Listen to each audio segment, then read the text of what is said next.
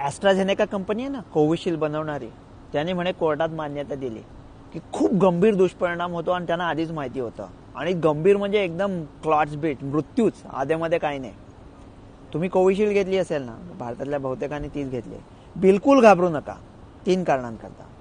पहिलं कारण म्हणजे हा दुष्परिणाम व्हायचा असता तर तो शक्यतोवर पहिला डोस घेतल्यानंतर 3 दिवसाच्या आत होतो.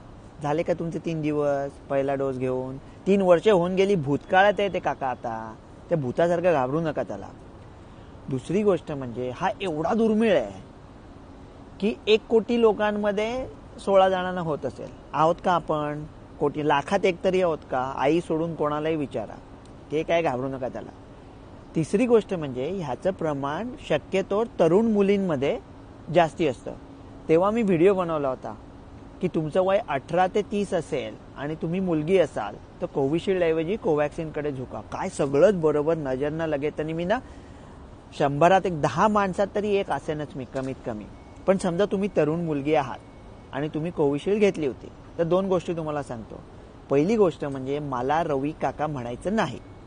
आणि दुसरी गोष्ट म्हणजे तुम्हाला काही व्हायचं असतं तर पूर्वीच झालं असतं. तुम्ही यार बिलकुल घाबरू नका.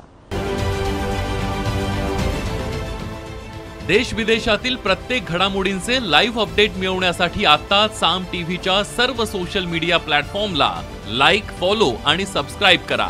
तसंच सर्व नोटिफिकेशनसाठी बेल आयकॉन प्रेस करायला विसरू नका.